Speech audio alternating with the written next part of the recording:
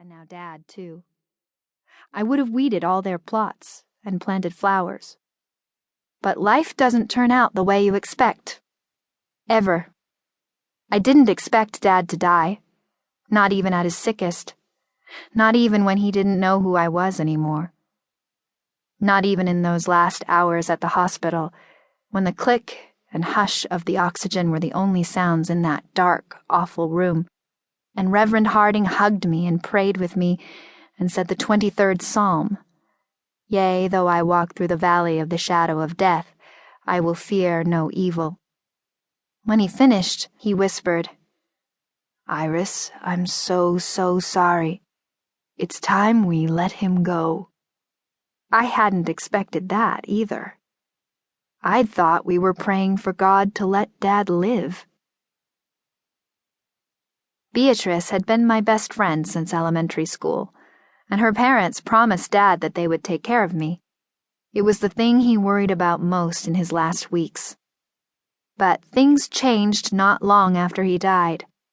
Beatrice's parents started arguing, usually late at night, and they kept arguing, in their bedroom with the door shut and the sound muffled. We could hear their voices, even if we couldn't make out what they were saying. Beatrice put on her iPod and turned up the music. I didn't have an iPod. Sometimes I left the house and rode my bike down to the batting cages.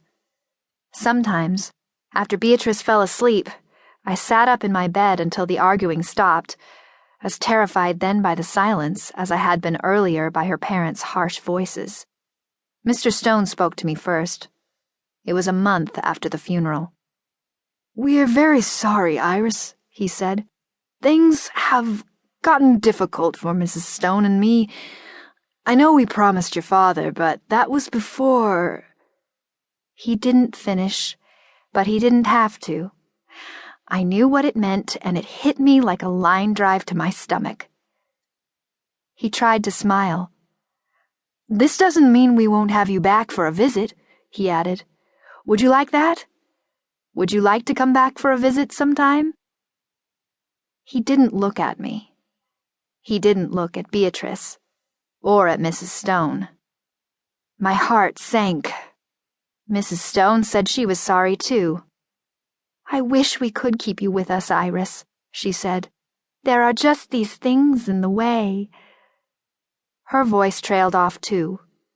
She brushed some hair out of her face and tucked it behind her ears. They were red.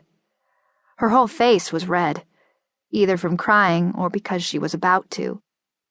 Then she wandered off, the way she often did in the middle of conversations.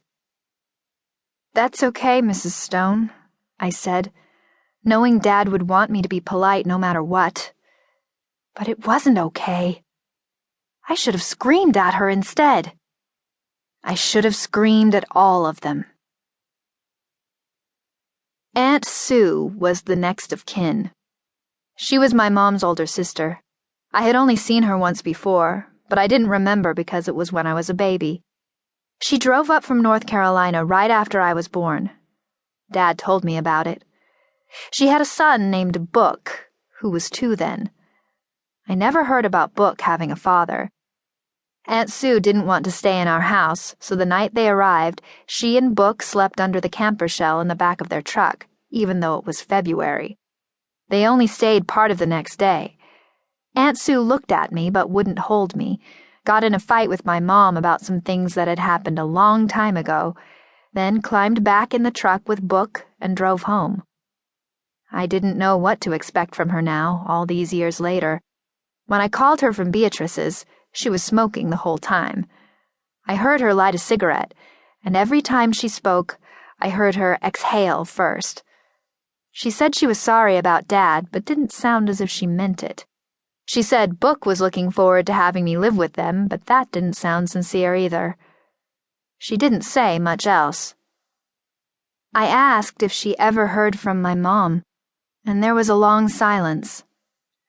Then she said, "No." Then she said, "And I don't ever expect to, either." I handed the phone off to Beatrice's dad. I hadn't really expected my mom to be an option. She left when I was 5.